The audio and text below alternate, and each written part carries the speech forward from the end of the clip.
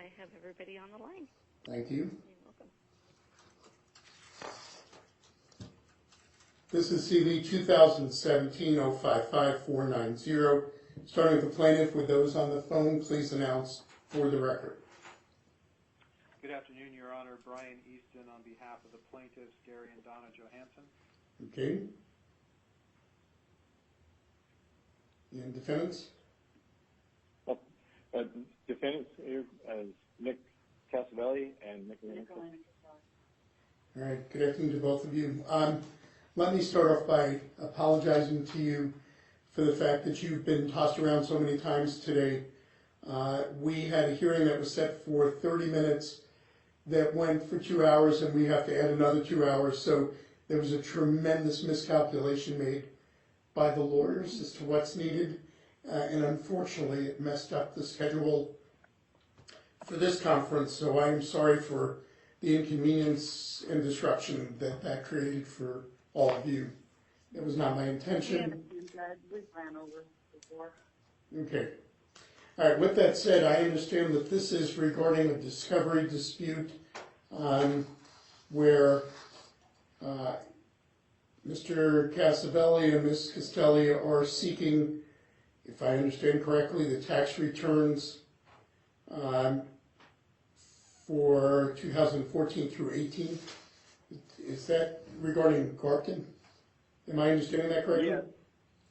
2014 or 15 to 2017 is what you allowed, and Mr. Easton provided tax records, and due to the way that the plaintiffs structured their company, their income was placed upon their personal tax report, tax records, and Mr. Easton provided these records, but they're severely redacted, and the money can't be followed all the way through to see where it goes if it was all totally reported. I'm sorry. Another thing, they're not. I didn't hear what Ms. Not signed copies.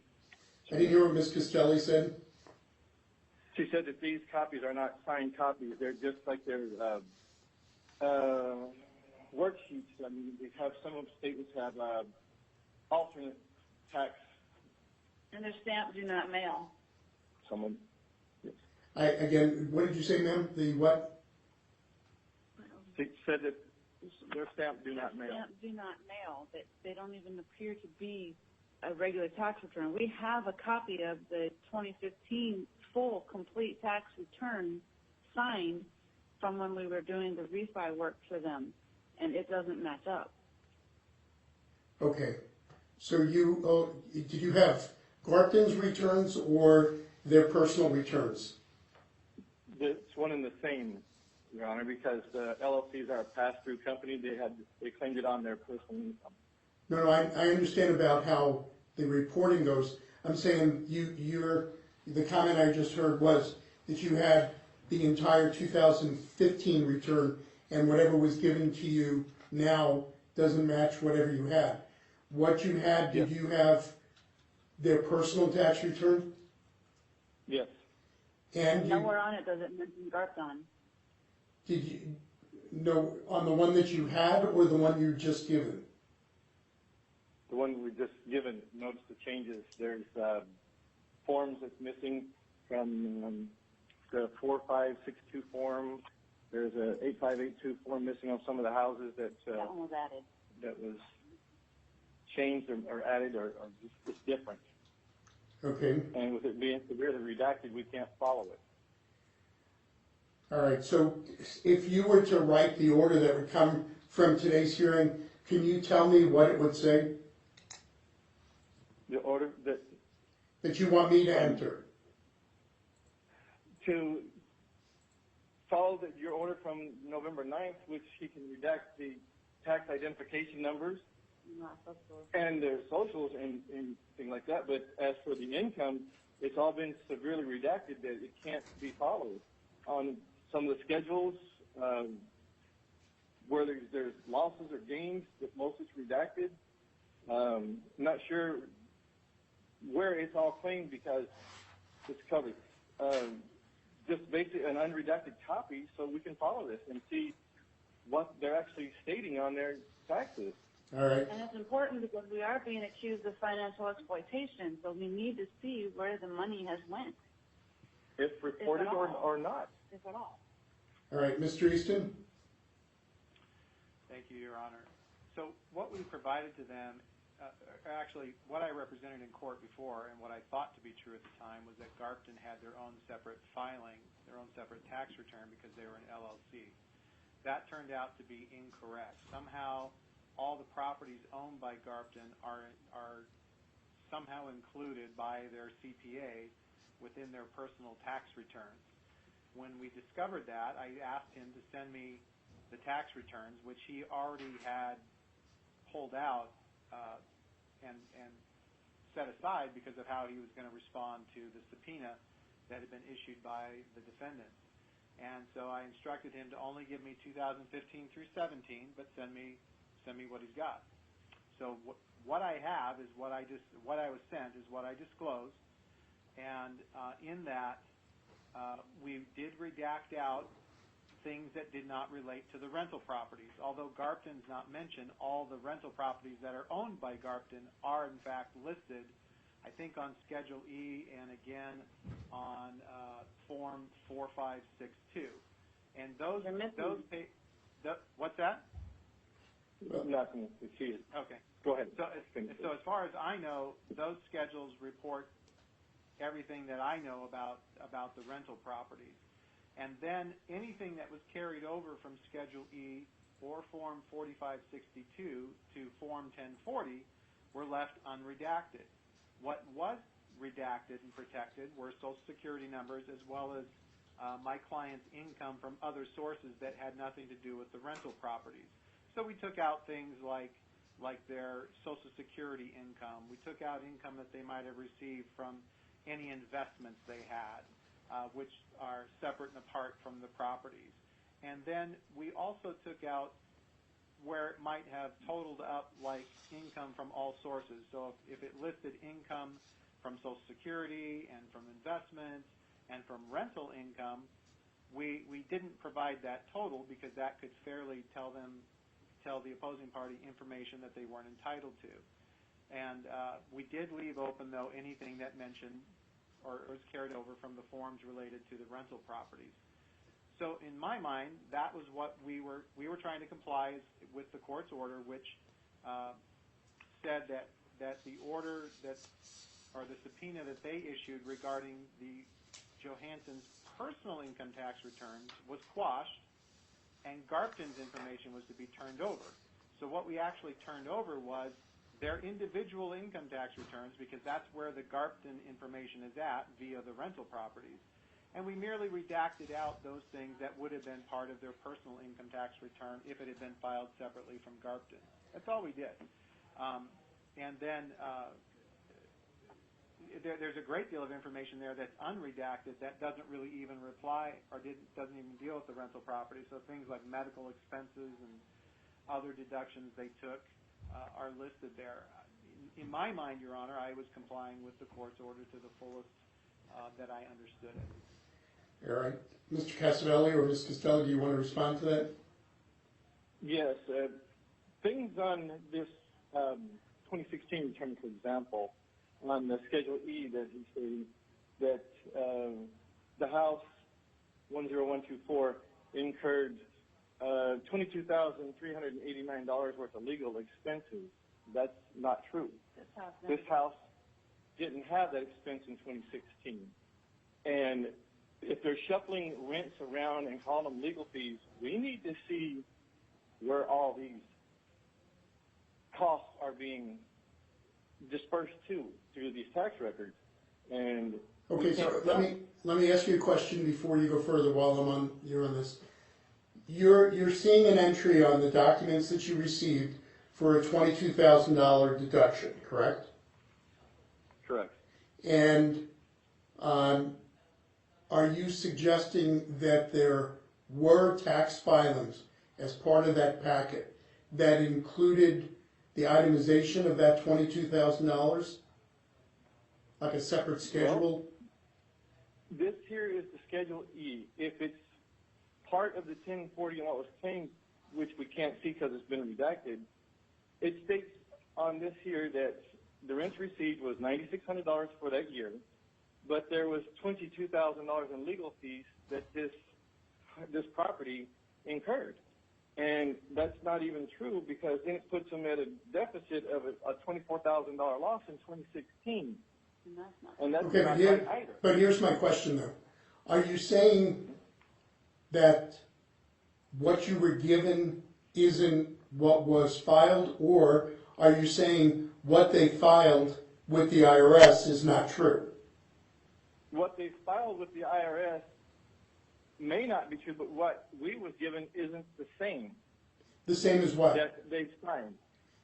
They're signed tax returns. These are unsigned. They're like alternative. No, I understand that part, but when you're saying it's not the same, I need to know not the same of what? Because you told me you had the 2015 tax return. Right. There's forms in the 2015 that's not in this one, and there's a couple in this one that was given for the 2015 that's not in the first one that we have. So it's been altered, and it can't follow if it's just a newer form that was used because of the heavy redaction. Okay, so let me, again, walk through this. You were using as an example something on the 2016 tax return, am I correct? The 22,000? Yes. Yes. You said earlier that the one you had a full set of previously was the 2015 tax return. Is that correct. what you said? So Yeah. are you claiming that the one that you got for 2016 is not a true and accurate copy, but for the signature, of what was filed with the IRS? I believe it's not true, Your Honor. That it's not the same? It's not the same. I No. believe it's not the same. Okay, so you're looking for, assuming somebody has it, an actual signed copy that says to you in some form or another that somebody is avowing, this is what we sent to the IRS minus the things that we're allowed to redact. Is that what you're saying? Yes. Okay, so let me ask, it may not be a legitimate fact in this case, Mr. Easton, but it's a legitimate question. Is there some type of verification or affidavit that could be prepared that puts your clients on the hook to say, this is what we filed minus the redactions? I don't know, Your Honor. I don't know the issue that they're raising. I thought the issue just dealt with the redactions and didn't deal with... Right, but they're claiming what we got may not be true and accurate copies of what was filed. And that's a legitimate question for them to ask, especially if they... So all I'm saying is, can you secure a verification or affidavit that somebody would be on the hook to say, in other words, instead of just mailing it, somebody's on the hook to say, what we're mailing you is a copy of what we filed, or it has the exact same entries as what we filed, so that they don't have reason to be concerned that, yeah, you gave us one thing, you filed something different with the IRS, and we, because of redactions and otherwise, have no way to know that.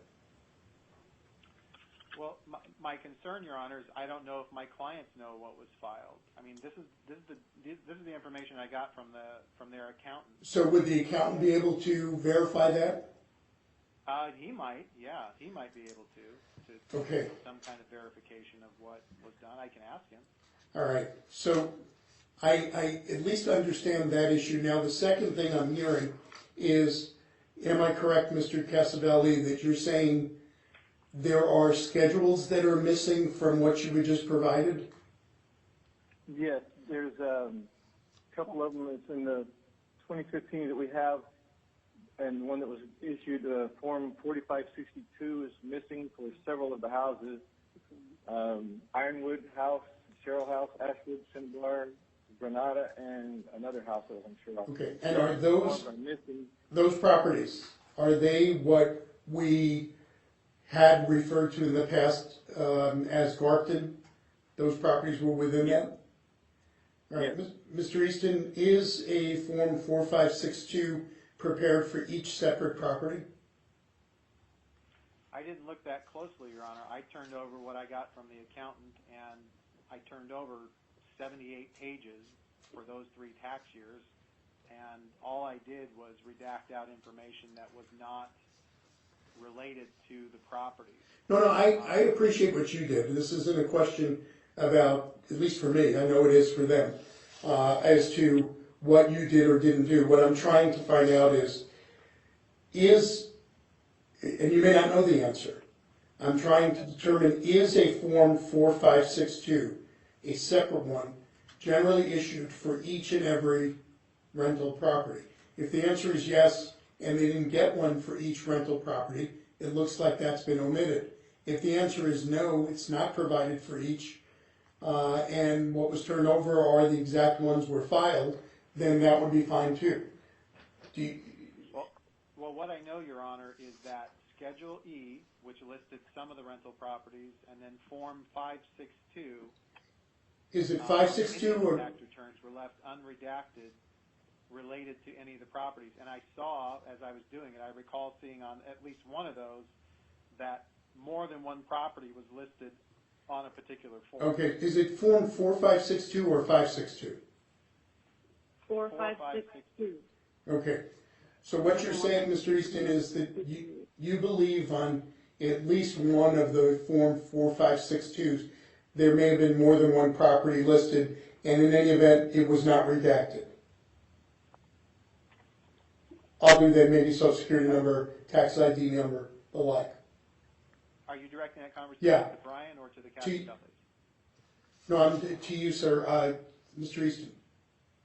Okay, I'm sorry. I thought you were directing to the Castellis, and I didn't follow the question. Okay, you had said, when you reviewed it, noticed that more than one property was on one particular 4562 form. Is that what I heard you say? I said it was on either Schedule E or Form 562 that I noticed more than one property. Okay, got it. I don't recall which. So Mr. Casavelli and Ms. Castelli, when you did your review, are you saying that either Schedule E or Form 4562, when you went through them, there was nothing about particular properties that you know were part of the rental property pool of assets? Right. And the 2015, each house has the form 4562, and 2016 doesn't have it. And the Johanssons still own the majority of the properties, and following it, it's not the same. If there's a page missing, we can't follow any funds at all that was even logged in because it doesn't make the connection. There's a page missing from which form for the 2015 return? She's looking at those now, and it's hard to tell because there's some things that was added with the 2015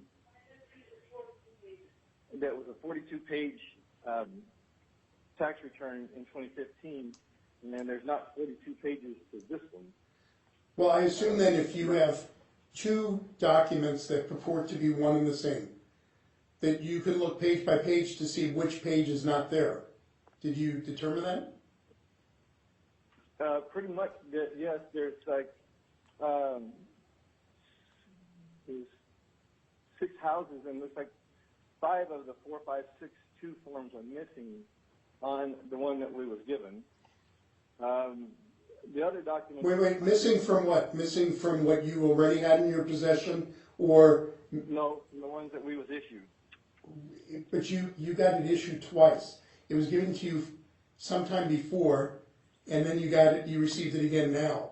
So which one had the missing one? The second version? The one I received now. Okay, now I understand.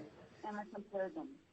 And were you able to, when you compared them, identify which pages specifically were missing? Did you identify them somewhere, or did you just know that they were missing? There were 6 of the 4562s. All the properties except for 10238. That one was included in the one Brian gave. And then there was another document that was added that wasn't in the original. It was Form 8582. Okay. Five of those. No, 5 of the 8, 5. No, 5 of the 4, 5, 6 twos that wasn't there for the houses. Oh. Then which one? Let me look. I'm trying to find it. Which one is included right now? The one person in lien, just the lien. I know. I'm looking for the. Okay, what else? What else is problematic from your point of view of what you've been provided? Pretty much that there's no verification, and there's a lot of extra pages of this that suggest that money could be anywhere, or that the claims that are in redaction may reflect any incomes received from the houses that they're claiming they did not receive. And if it's massively redacted on their personal income, which they've claimed the houses on their personal income, then the rental income would have been claimed on their personal income as well. But if that's redacted, we can't see. I think I understand what you're saying. Let me give it back to you. Make sure I heard you correctly. What you're saying is they're claiming that if they received income from House A, that it's either on Schedule E or Form 4562. But if they were actually accounting for that money somewhere else and didn't run it through that, it may show up as, they may have reported as income but not through the house, and therefore when it's redacted you have no way of knowing that. Exactly, yes. All right, I understand the... The form 4562 is a Schedule E. Well, not exactly. There's 4562 is a depreciation of amortization. Yeah. And there's only one in here for that. Okay. All right, I think I understand the arguments. Mr. Easton, is there anything else that you feel you need to respond to? I'm not sure I followed everything that they said, Your Honor, but I pulled open at least a portion of the exhibits, and I'm looking at the 2016, and it looks like the bulk of the properties on that one are reported on Form E, or Schedule E. And so anything dealing with income or loss is on Schedule E. Form 4562 deals with amortization and depreciation. And so that may not affect every house depending on whether or not my clients chose to take depreciation a particular year. But Schedule E does list all the properties, and the carryovers from Schedule E are not redacted anywhere. And the same with anything on 4562. They're not redacted anywhere, Your Honor. So I don't know how to answer their question, but I'm not an accountant either, so I don't know how to interpose myself in the middle of that, other than to say from what I can see, everything seems to be showing here that needs to be showing. And the 4562 thing is a bit of a red herring because it only deals with depreciation expenses. It doesn't deal with the showing of income. There's also a Form 8582 which has been included, and there's worksheets that have been included with this, and there's some typewritten schedules that have been added to this. Form 8582 deals with passive activity loss limitations under the alternative minimum tax. All this stuff shows everything related to the rental properties.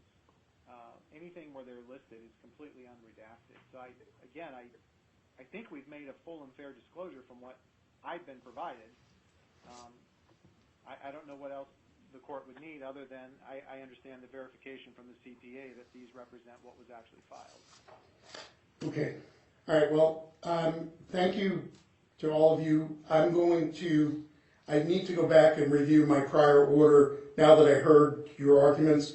I will issue a ruling, though, right away. The next couple of days you'll have it. So, but I want to go back and review my prior work so that now that I understand the arguments, and but I assure you I'll get that ruling right out.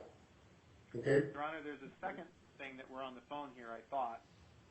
I had also filed or requested a conference because of dispute that's arisen over Ms. Johansson's deposition. I thought that was being addressed today as well. Oh, let's go ahead.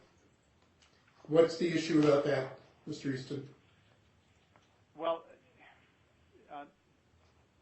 the defendants wish to take the deposition of Mrs. Johansson, which we have no problem with. We're prepared to make her available. However, they maintain that they want to take an audio-video of her deposition, and they again want to use their own equipment and take charge of the recording rather than letting a neutral third party do that. My objection is simply to them using their own audio-video equipment and taking charge of that data. We just now received, 2 months after Gary Johansson's deposition, we finally got what Mr. Casavelli is terming a usable copy of the deposition, the audio-video, but it took 2 months to get it, and he has indicated all along that he has encoded that somehow, and that encoding, if I attempt to do anything with it other than view it, that somehow that encoding would render that copy unusable.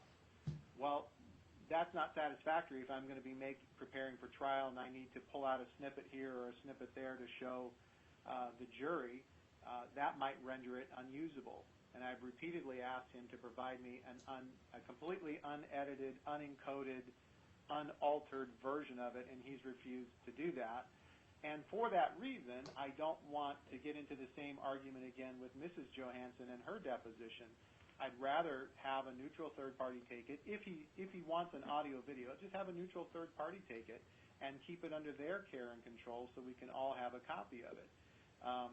Or I'm okay if he wants to take the deposition and just do a transcribe it. If he wants to take an audio using his phone, I don't care about that. I just don't want to see this audio-video issue come up again where he's asserting that he's going to put some kind of encoding or encryption on it that's going to potentially render this unusable at the time when I'm preparing for trial, and suddenly it goes wonky on me because I can't cut out and prepare portions over here, or I can't maybe even make copies to send to the court for relevant portions that I wish to use. Was there a transcription done of the deposition of Yes, Your Honor. Mr. Johansson? Yes, Your Honor. Separate from this audio or video? Yes, Your Honor. The audio-video was listed as additional method of recording, and we only want the audio-video portion of that as to preserve their behavior, their demeanor, their look at the time of deposition, but the main method of recording is still court reporter stenography. This is just because, truthfully, Mr. Johansson was wheeled into his deposition in a wheelchair. And within 2 weeks, we caught him on video walking into Walgreens, unassisted, no cane, with his hands in his pockets. And all we're wanting to do is preserve their behavior on video.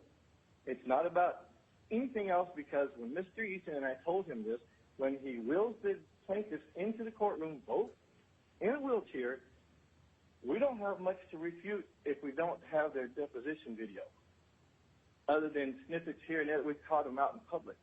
Okay, so you're saying of all the video from his deposition, the only part that you would use, if at all, would be to establish that he was wheeled into or wheeled out of the deposition? Basically, that's the way he's portraying him, because the court reporter is transcribing everything that was stated verbally in there. So okay, that's the only thing, and it would be identical. I mean, our audio-video would be identical to the transcription. It is on stereo. well, it would be if it's not edited. There's potential problems with it, but I wanted to understand what your purpose was. So you're saying if, and I'm not saying it would be admissible at trial, I'm not making a ruling here, but you're saying that if you were to ever use the video part, or audio, I assume, of the deposition at trial, it would be in the context of, do you see this man that was wheeled into this courtroom? Do you see this man that was wheeled into the deposition? Do you see that same man in between those two events walking on his own power into Walmart? Is that what you're saying? Yes. Yes, basically, and if any audio that was heard from those viewings of the video, the transcription of the deposition that was taken by the court recorder would match identical. Okay, Mr. Easton, what if it's not being used for what was discussed or addressed, but rather only used to show what was just said, his condition entering or leaving the deposition? I don't know, by the way, that that's relevant, but let's just assume for the sake of discussion it is. Yeah. Well, there's two issues, Your Honor. Whatever they might use at a hearing, if they give me only what they quote, unquote, call a usable copy, that I can't make a copy of myself and use, how am I going to contradict anything they show at trial when they have a perfectly usable copy that doesn't run into those issues that render mine possibly unusable because I've violated whatever encoding he's put on there? That's completely unfair, Your Honor, to put a limitation on my client's ability to access that video for the same purposes because they put some kind of encoding on there. Secondly, I'm worried about the encoding for a second reason because both of these defendants have gone to school, got a degree in computer stuff. They make their living in part by altering audio videos for movies or for commercials or for whatever. Altering or editing?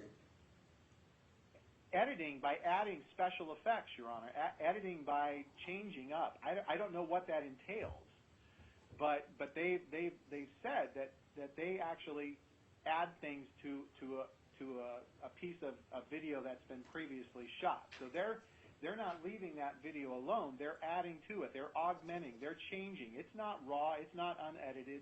It's the possibility that they're changing those things. This is my concern too, that they might throw something, be able to alter it in some way that I can't perceive. And so that's why, again, they want a third party to do this. I'm fine with that as long as there's just a chain of custody that keeps them from being in charge of a video and changing it in such a way that I can't go back and confirm that by having a copy that's unedited in my possession. Okay. Anything else that you want to say, Mr. Casavelli? Yes, Your Honor. The only reason why this issue came up, Mr. Easton stated to us he wanted a raw, unedited copy so that he could have it certified and present it to the court. The issue that we have with that is Mr. Easton has access to Mr. Johansson, and Mr. Easton has already stated he has an IT department.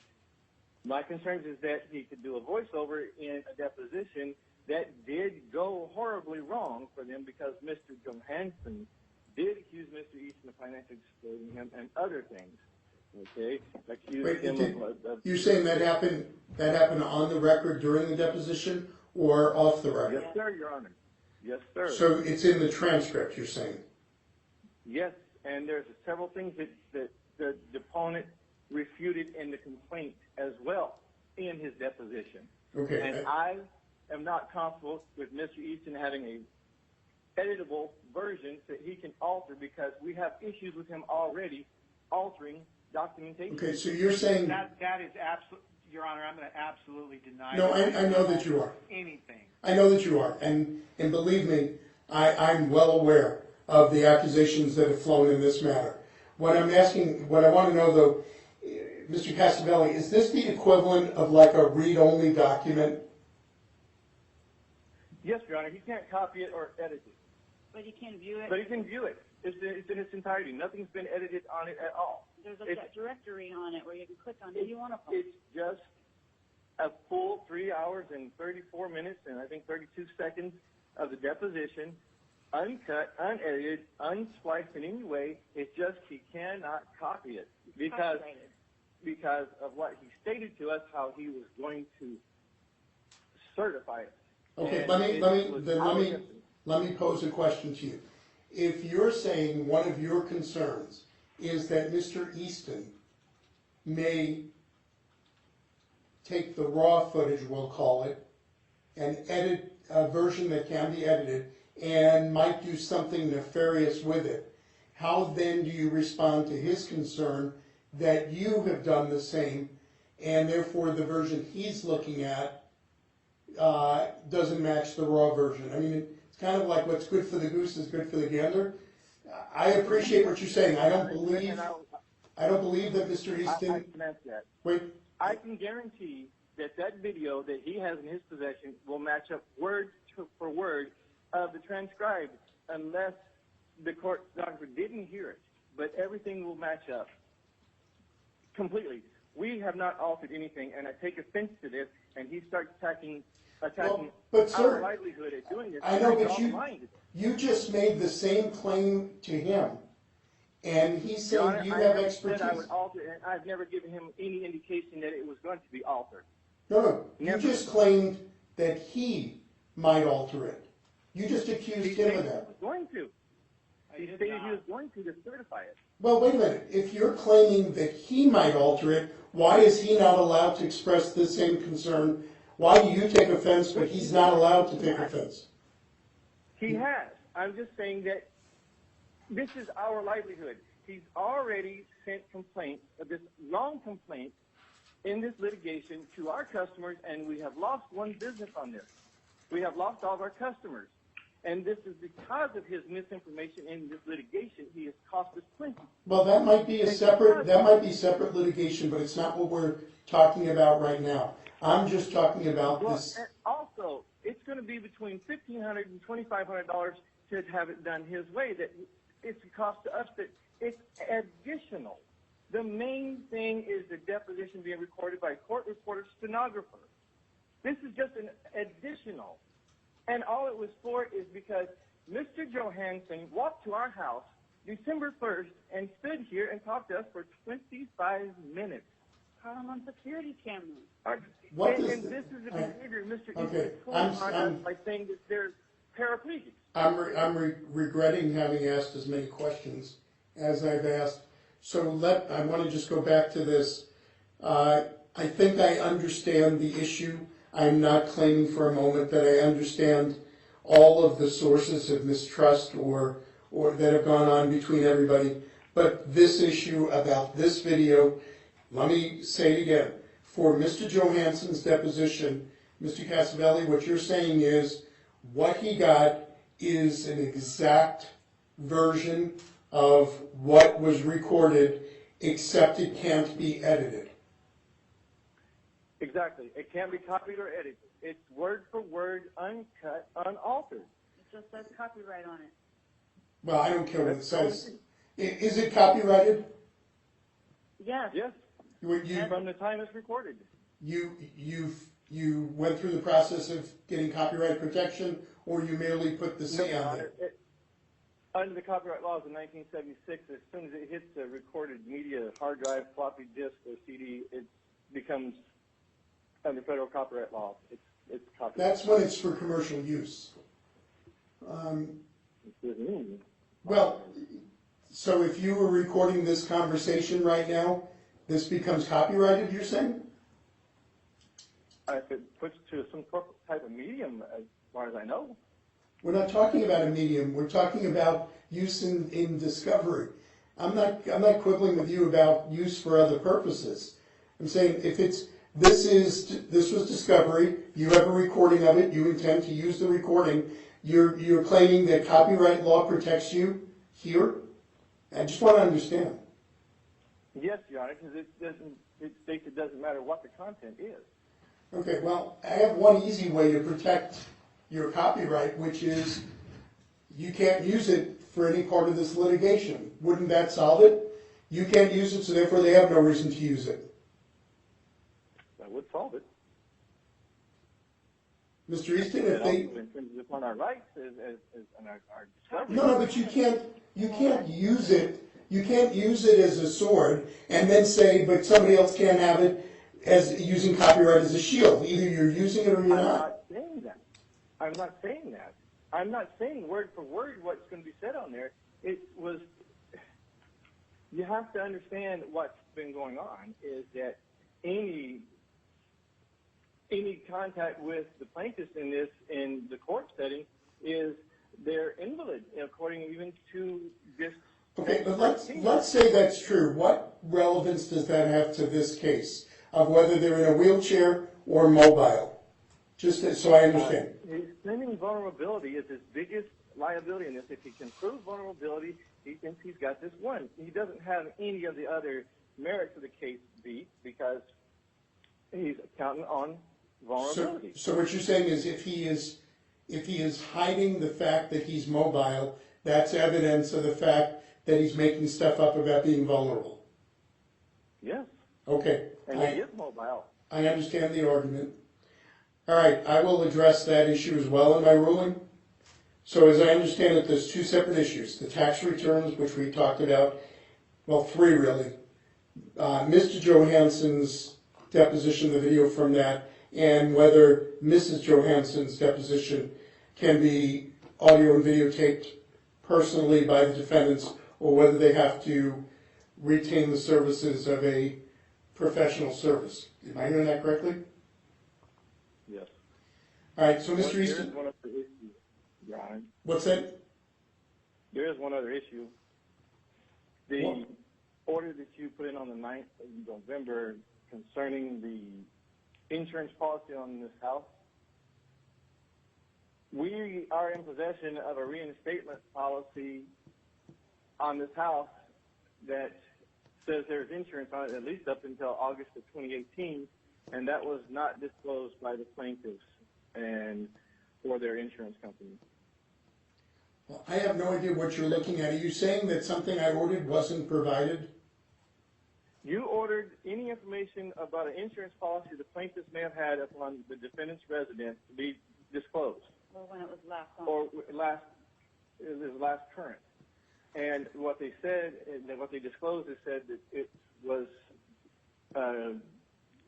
canceled in August of 2017. Yes, technically, but it was reinstated in August of 2017. So whatever you receive that raises questions for you, you have the right to send a letter to Mr. Easton saying, this is what was disclosed, this is what we discovered. We demand that you provide further disclosure, or you ask them to explain it, or whatever it is. That's a different, I'm not going to get into an analysis of the evidence. I'm just here to determine who can get what information. What you all make of that information is a trial issue. When I do, he says it's not in his scope or ability to obtain that information. Well, then you have something perhaps you can cross-examine them about. When you get evidence from the other side, I can't then go ahead and determine what that evidence means or whether that evidence is truthful. You get something and then it's up to you to prove that, and then it becomes a question for the jury. Otherwise, every time everybody gets discovery, I'd be engaged in the fact-finding part of it as opposed to the entitlement to it. Those are two different things. All right, I think I understand the issues, and I will attempt to